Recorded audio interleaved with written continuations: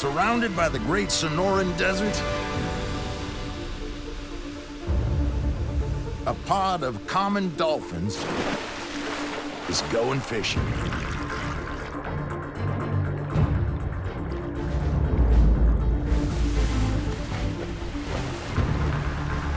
They're being watched from above by an ungainly seabird with a 2-meter wingspan. These brown pelicans are not always what they seem. They are smart, badass hunters who exploit the work of others to line up their prey. Then dive in on the action like a missile.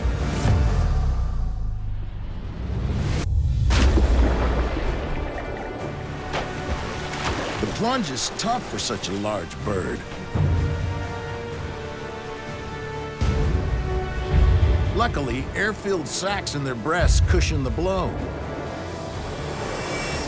They scoop up a fish along with about 11 liters of water, which they dump before swallowing.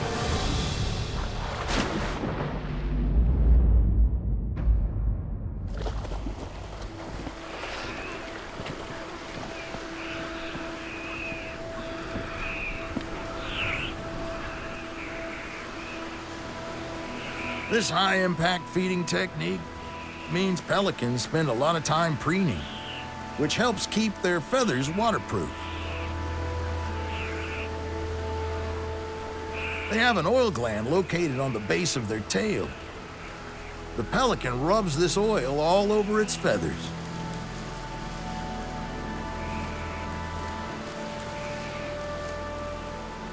The oil is also converted by sunlight into vitamin D, which is absorbed back into the bird's skin, vital for their health. The pelicans can survive on these barren shores because they get everything they need from the sea.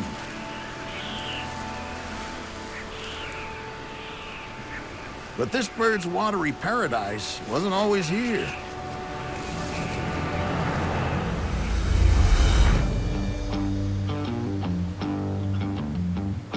The Gulf of California was created 6 million years ago as the land was torn open by a deep tectonic battle, splitting the Sonoran Desert into two. The Gulf itself is roughly the same size as the Sonoran Desert. The sea generates moisture-laden air that falls over the Sonoran in dramatic, short-lived storms. Its 300 estuaries release huge quantities of nutrients into the water, helping to make the Gulf one of the most biologically diverse seas on the planet. The islands here also resulted from ancient tectonic activity that created the Gulf.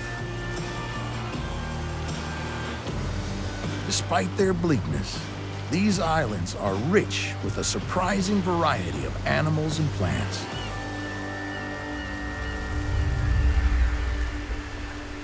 San Pedro Martir is the most remote of these islands.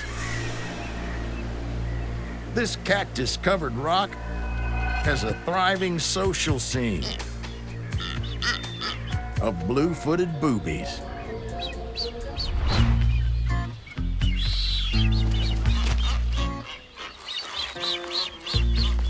Spanish sailors christened the birds boobies, meaning stupid or fool, for their comical way of waddling. But the birds take themselves very seriously. Their blue feet are real eye candy to their lady friends. The more vibrant the blue, the better their chances.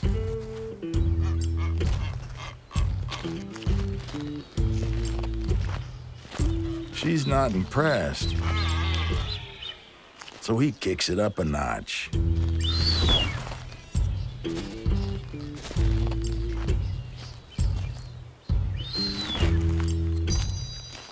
No response. If he can't impress her, he won't be mating this year. So he shows off his homemaking skills. A purely symbolic echo from their past. Boobies don't build nests of twigs anymore.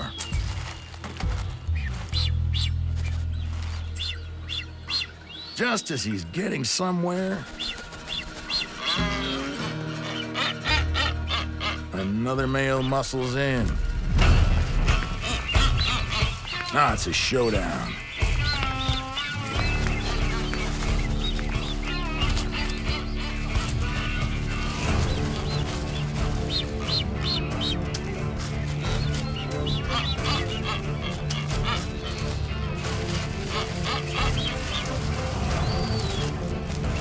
In the end, she chooses her bachelor number one. Not with a rose, but by mirroring his movements. Once paired off, it's for life. Sort of. Most males and females will be unfaithful at some point, while one is off searching for food.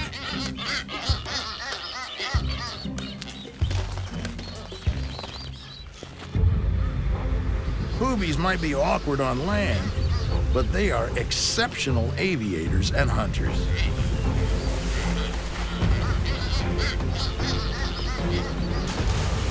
Being a lot more streamlined than pelicans, they can plunge from as high as 24 meters.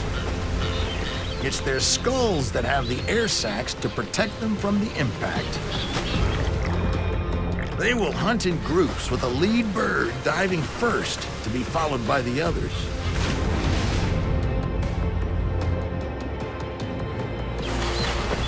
Schooling fish like sardines are their preferred prey.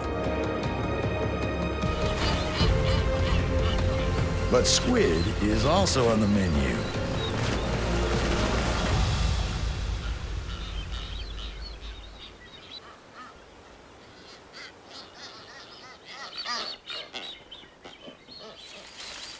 These fish are a bonanza for another island creature. The side-blotched lizard. To take full advantage of these leftovers, the lizard's young are born at the same time as the booby chicks hatch. Baby lizards grow strong on booby chicks' leftovers. You've got to be fit to survive here. Males make time to work out. Their push-ups are a demonstration of strength to others. It's round one.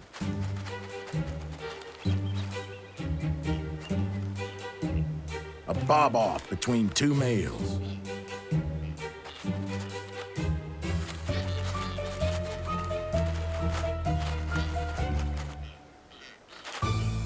The challenger realizes he's punching above his weight and throws in the towel.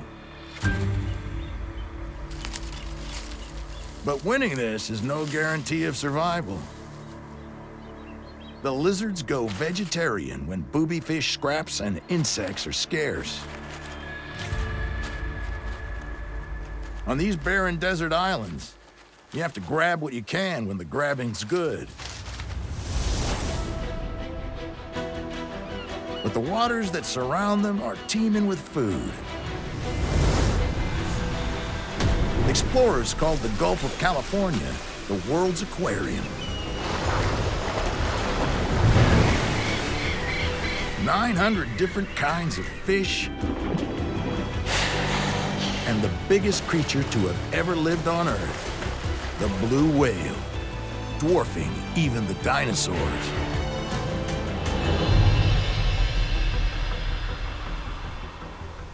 Where the land meets the sea is the kingdom of the California sea lion.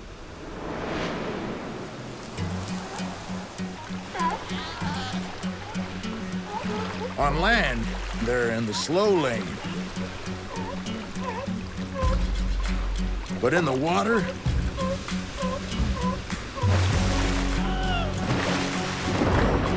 They're turbocharged athletes, the fastest seals in the world. Unlike the fish they chase, they're air breathers, but that doesn't hinder them. They can slow their heart rate and stay underwater for a lung-busting 5 minutes. And hunt at sea for 30 hours at a stretch.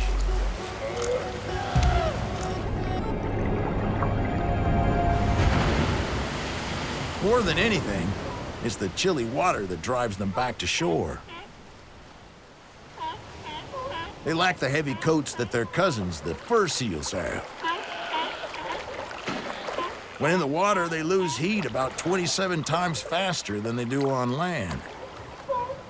Huddling together to sunbathe warms them up again. But this time of year, it's tough to get any quiet time. Big males try to gather harems of females and forcefully guard them with their lives.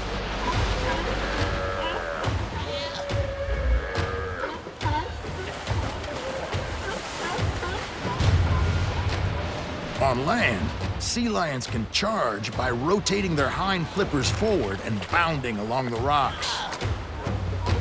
There's not much grace, but a lot of power.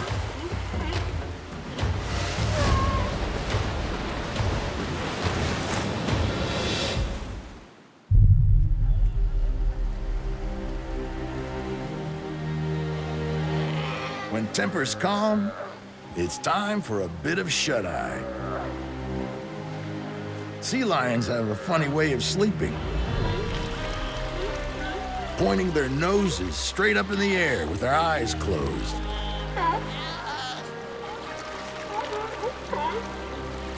Sometimes only half of their brain is asleep. The other half remains alert in case a male blunders by again. There's never any downtime when protecting your harem.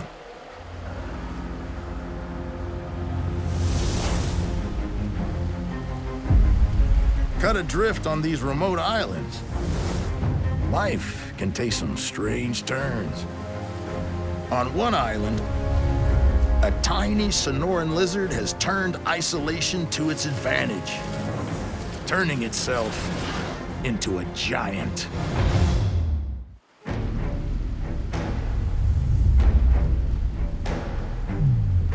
The desolate Sonoran island of San Esteban is home to a freak of nature. This place was once called the Peninsula of the Giant Chuckwalla, and this is why.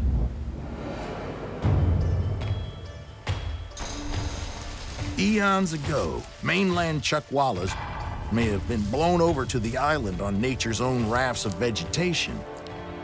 Some lizards thrived, and with few competing predators on the island, these small lizards were treated to a bounty of prey. Over time, they grew 5 times the size of their mainland cousins. It's a phenomenon called island gigantism. The monstrous Chuckwalla lizard can grow up to 60 centimeters in length and weigh as much as a small chihuahua.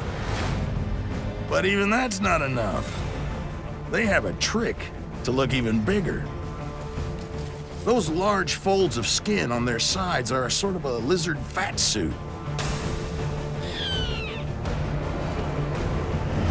They dive in a crevice, distend their bodies to nearly double their girth, making it impossible to be dislodged.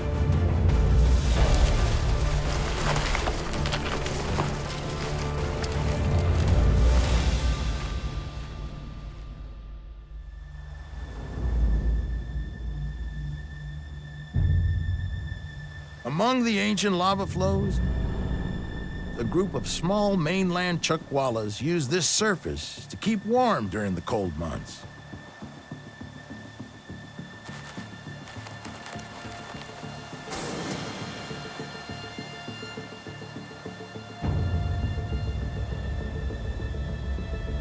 They are pure vegetarians, preferring plant material over meat or even insects.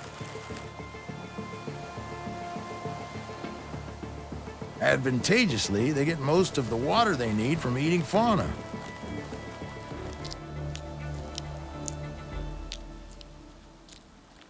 When males feel it's time to get in the mating game, they proudly show off their orange chests to any passing female.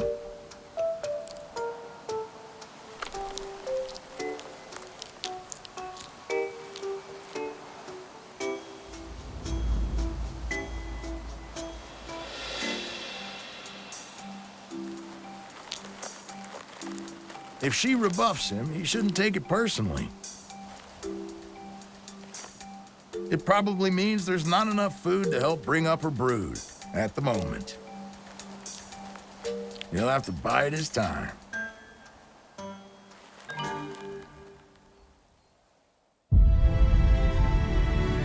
Being marooned on a desert island is always a challenge.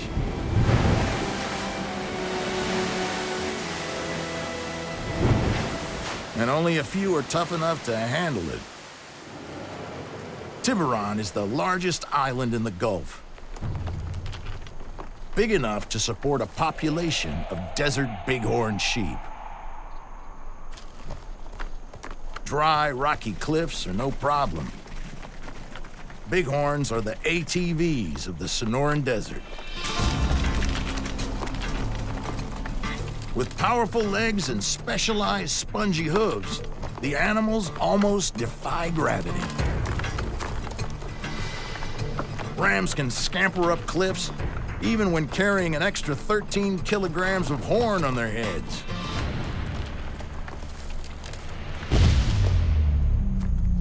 Both rams and ewes use their horns for sorting out differences.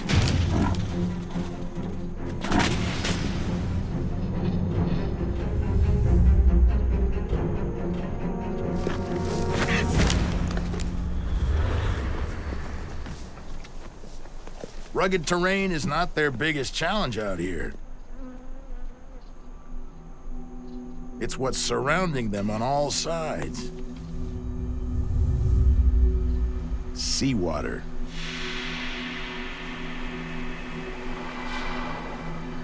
Even the estuaries are too full of brine, leaving only sporadic water holes.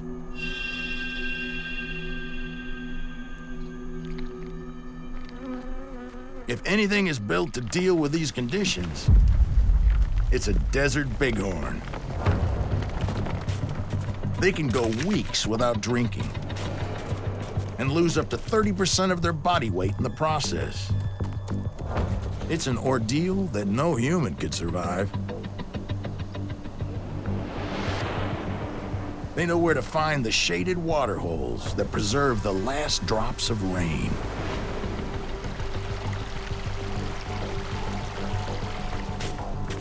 Bighorn sheep can drink up to 7.5 liters of water in just minutes to bring them back from near death.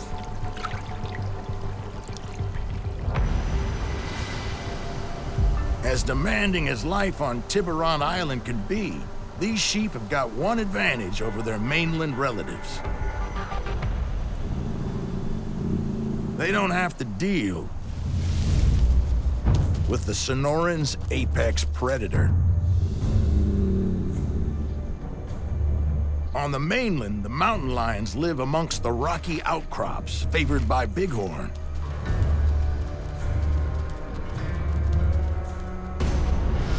He's all about conserving energy until he needs it.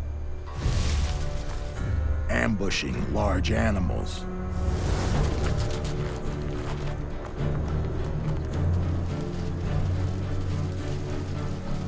He is built with the longest hind legs in the cat family and can leap over 4 meters in a single bound.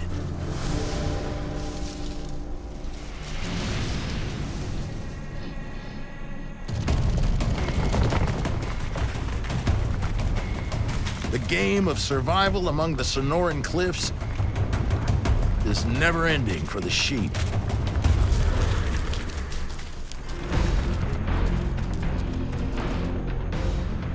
If the bighorns are the 4x4s of the Sonoran, then these guys are the drag racers, burning up the high grass meadows, the fastest things on the continent.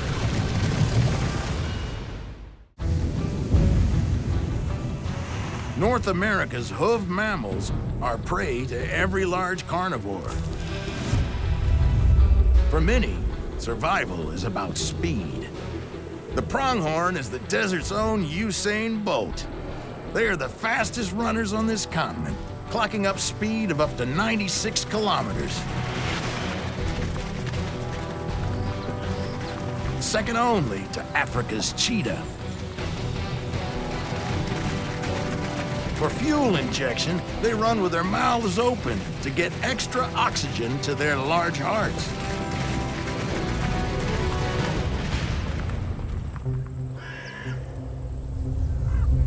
They're often mislabeled as antelope, but they're actually unique on Earth. The only surviving members of a group that died off in the last ice age. They occupy a niche between deer and goats and are the only animals with branched horns. A mix between horn and antler. Their eyes are as large as an elephant's, able to see predators 6 kilometers away.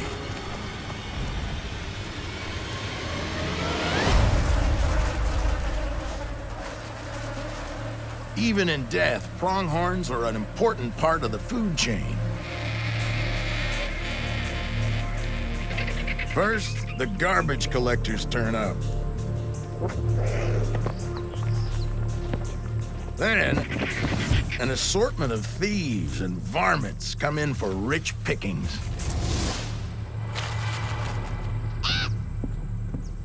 Pronghorn are critical to the Sonoran ecosystem, and they couldn't live here without a good supply of juicy plants.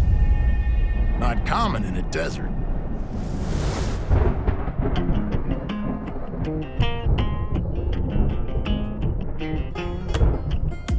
The Gulf of California supplies the moisture to create these Sonoran monsoons that fall in the summer as well as winter.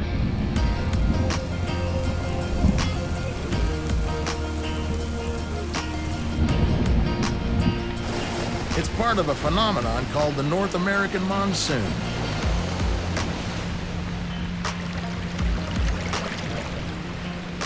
These summer rains fall over large areas of the Sonoran from July to mid-September. The higher land temperature sucks in moisture from the Gulf. When the moist air eventually collides with the elevated parts of the desert, rain falls sporadically.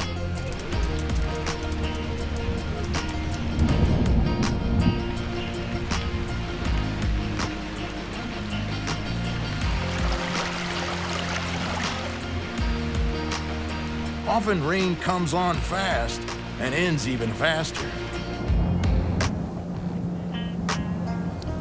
It's a short window, but many animals have adapted to wait and then react fast to these periods of plenty. Hidden underground, the desert's own Rip Van Winkle waits for his moment.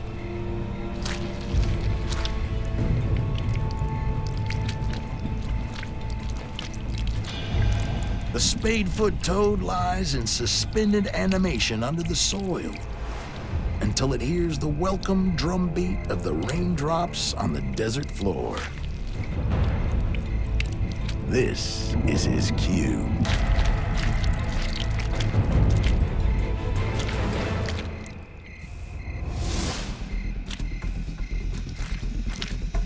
Its first priority is to eat. Whatever's available.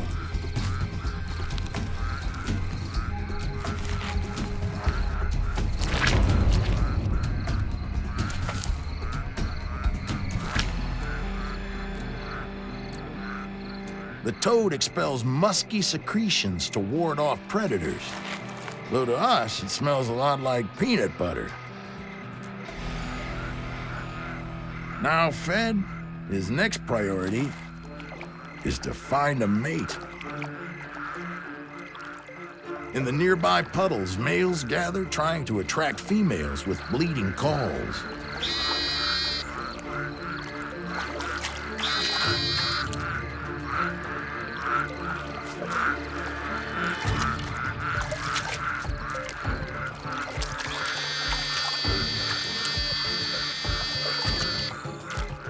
The resulting tadpoles are in a race against the desert sun. They have to mature into adults before their puddle dries up. Luckily, they do the job as fast as any amphibian on Earth. Tadpole to toad in just 14 days. Life in the desert is all about seizing your moment.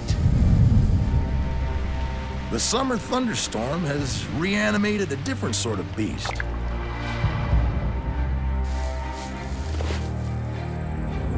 The desert tortoise spends 90% of the year underground. Now it emerges with just one thing on its mind: a hunger for pulpy flesh.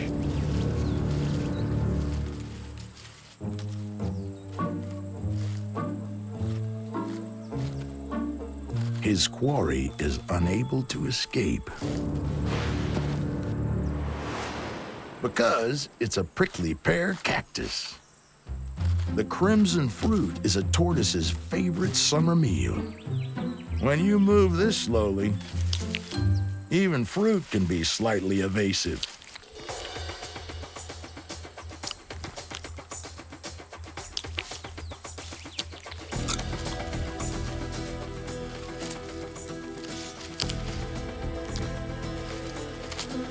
The desert tortoise has few predators thanks to its thick shell. And with this juicy diet, it can go a year or more without drinking. In this harsh environment, the desert tortoise has figured out how to live easy by going slow.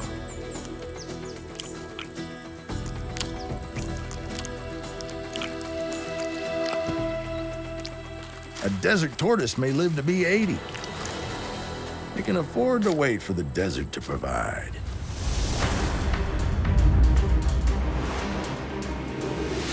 Other animals have taken a more aggressive approach.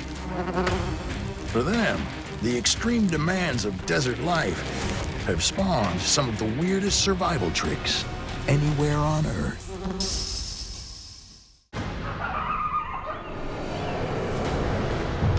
The Sonoran Desert has its share of big mammals. But here, it's the little things that make a difference. The smaller things get, the weirder they get. Take this. An eye-catching insect. Bright colors are often a signal from nature. Just stay well away. And this is no exception. The Pepsis wasp has what may be the most painful sting in the animal kingdom. It's sometimes known by its other name, tarantula hawk. That's a clue. It stalks tarantulas the way a hawk stalks rabbits.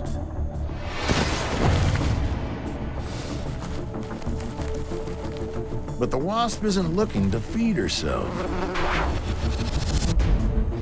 Her intentions are much darker. She's chosen a victim.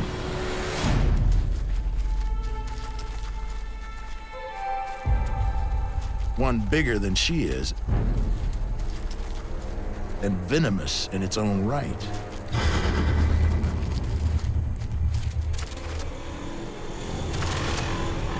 The wasp charges,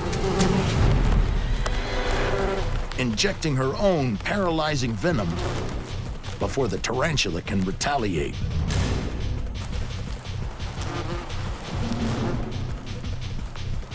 She then drags the immobile arachnid down into an underground burrow where she lays a single egg. The hatched wasp larva slowly feeds on the paralyzed, still-living spider. A truly horrific end.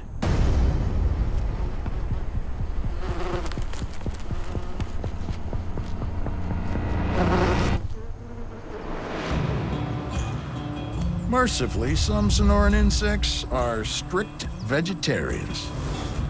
But that doesn't mean they're not tough.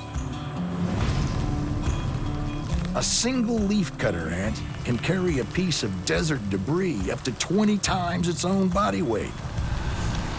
Equivalent to a human carrying a small automobile in its jaws. Leafcutter ants make their living transporting the vegetation to their underground nests.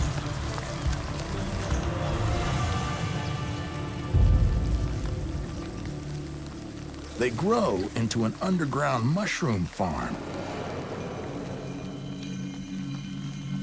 A source of food for the army of ants.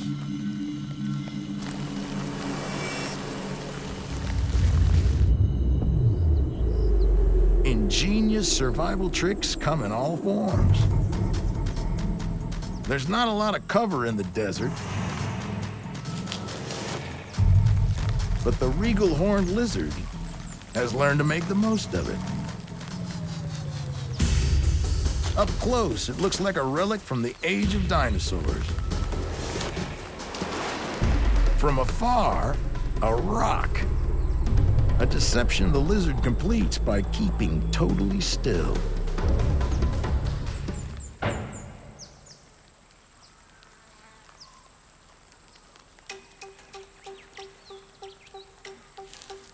The ants are playing a dangerous game.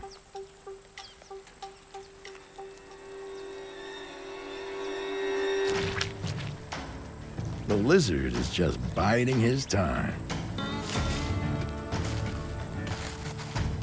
Horned lizards gorge on toxic harvester ants, making up 90% of their diet.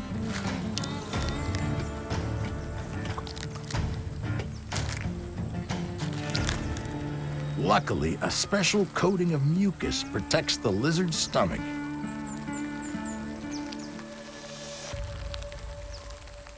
Hiding in plain sight isn't just a trick for fooling prey. Although it may look like a dragon, it's only about 12 centimeters long. And its camouflage doesn't fool everyone.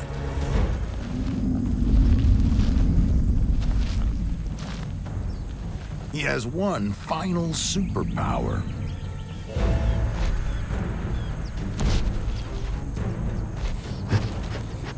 With a surge of pressure to its head, it squirts a stream of foul-smelling blood from its eye.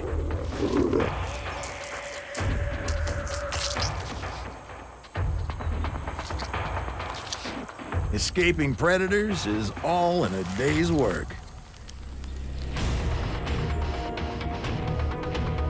But the biggest threat of all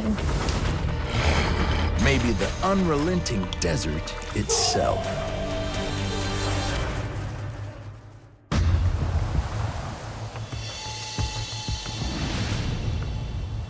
In the Sonoran Desert, the seasonal monsoons are a distant memory. A period of drought pushes the larger animals to the brink.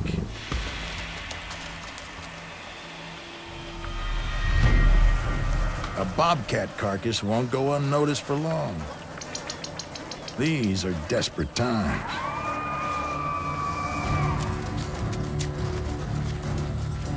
The scrappy coyote, long a symbol of the Wild West. A hunter, but a scavenger when times get tough. They are incredibly adaptable, taking advantage of any environment North America has to offer. Their strong sense of smell, keen vision, and ability to run for kilometers gives them the moniker brush wolves.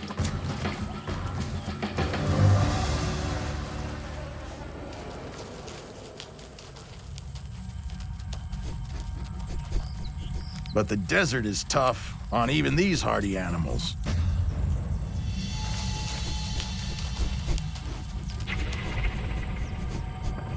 Coyotes survive by eating nearly anything, from cactus fruit to carrion.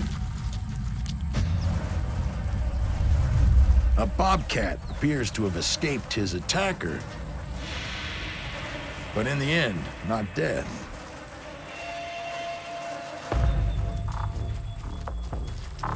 The coyote seems suspicious of this carcass.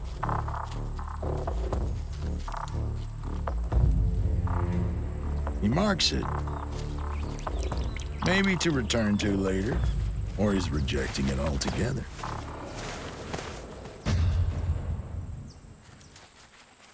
He's got company. Coyotes live in small packs, but unlike wolves, will often hunt alone. The new scavenger is also wary.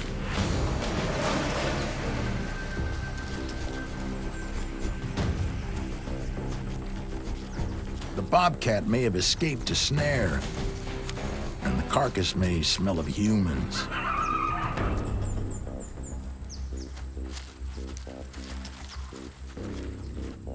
Caution wins out over hunger. Another reason coyotes are so successful.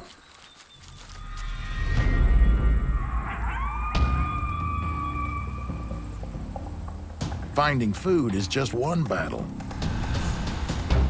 Many animals need daily fresh water, as they don't get enough from their food alone.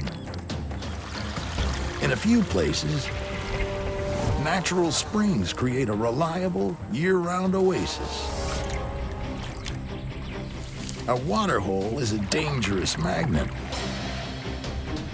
It's where predators wait.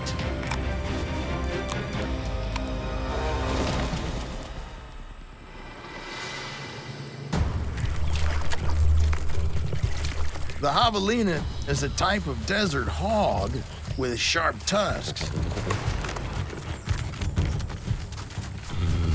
They are not closely related to the domestic pig. Their tails are almost non-existent, and they have 3 toes rather than 4.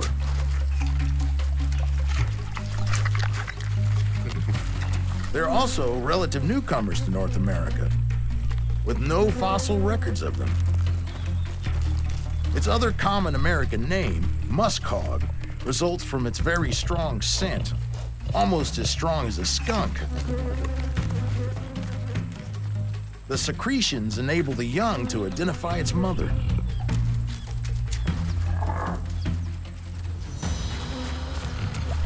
And they don't sweat to cool down. They can't even pant like a dog. Their solution, some very pig-like wallowing in the cool water.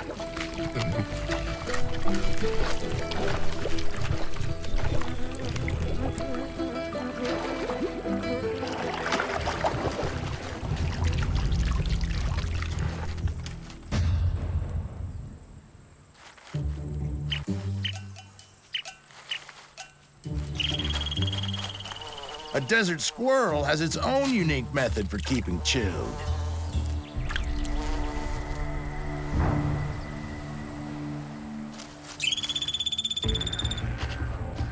The Harris's antelope squirrel is completely at home in the baking desert. Without many trees, these squirrels live in burrows. They withstand very high temperatures with a trick called heat dumping. At around 43 degrees Celsius, they will spread eagle on a shady rock and use their tail like a parasol.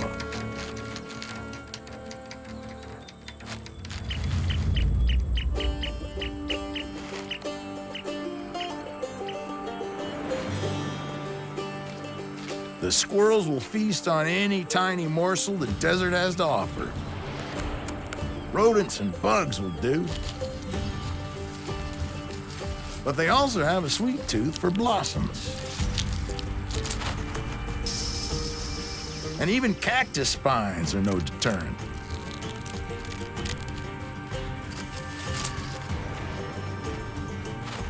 Like their tree cousins, they store food for the lean times.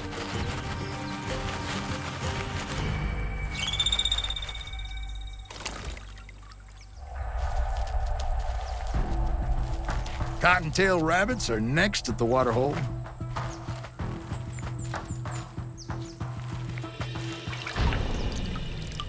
Bad timing. The coyotes are back.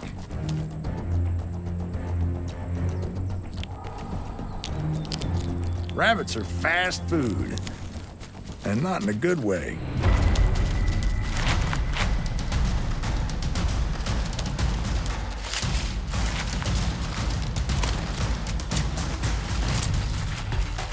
It takes a breather in the brush while the coyotes are squabbling.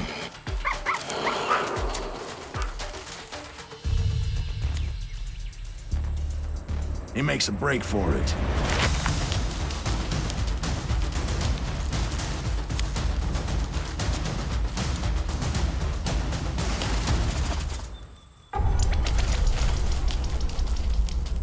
Back at the watering hole,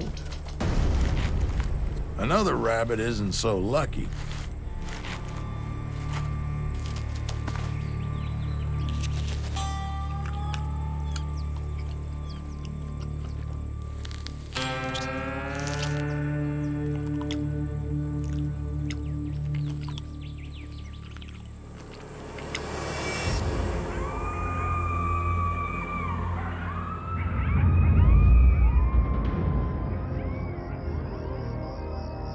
As night falls on the oasis, the day players move off.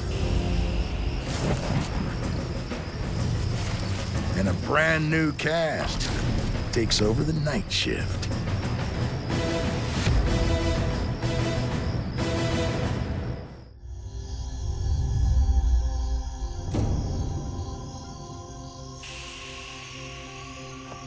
Under cover of night, skittish mule deer approach the desert oasis.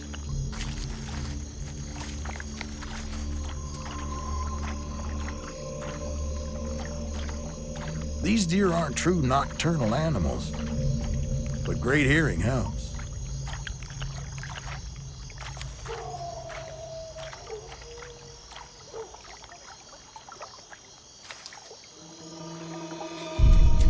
Still, there are hunters out there that relish the dark. Like all cats, bobcats have good night vision and move in silence. A bobcat mainly hunts rabbits and smaller prey like birds and rodents, but they will bring down an adult deer if they get close enough.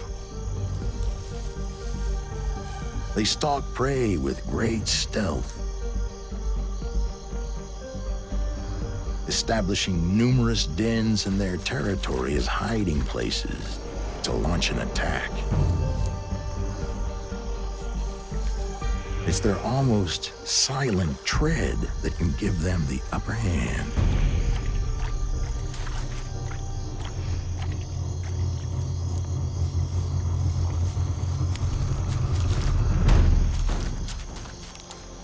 Not silent enough.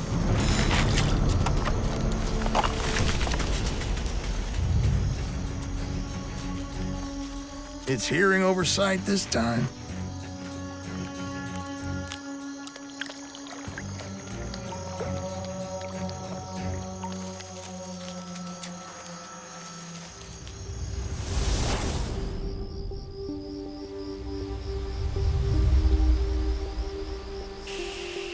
Night stalkers come in all shapes and sizes.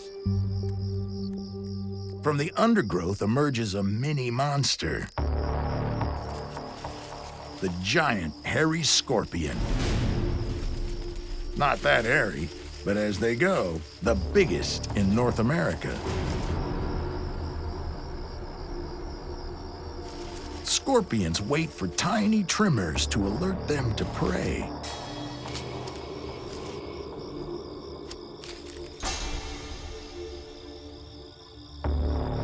They can go for 6 months between meals.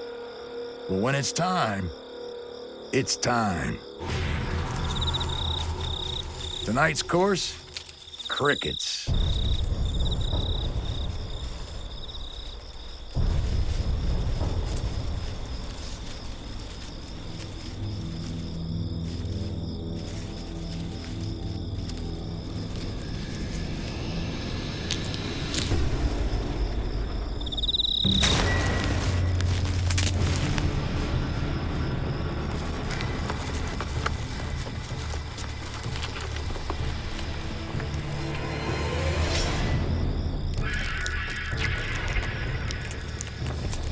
The scorpion's stinger is like a hypodermic needle pumping venom into the cricket's body.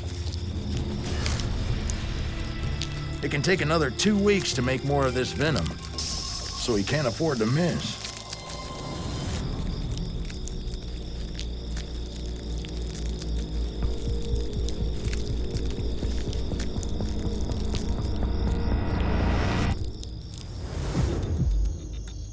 Even in the scaled-down world of bugs,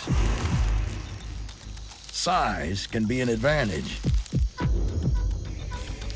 And an even bigger subterranean monster lurks in the desert scrub undergrowth. The giant desert centipede. He eats rodents and even lizards.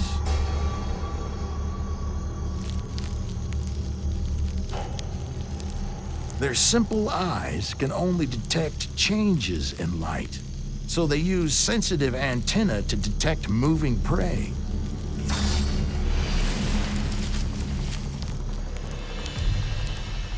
They also inject their victims with venom, but this one's more of a pinch. The centipede has a trick up his sleeve. Its tail end looks just like the head. If a predator attacks from behind, the centipede raises its tail to look like it's ready to strike. Which end has the venomous pincer? Only he, and soon his prey, know for sure.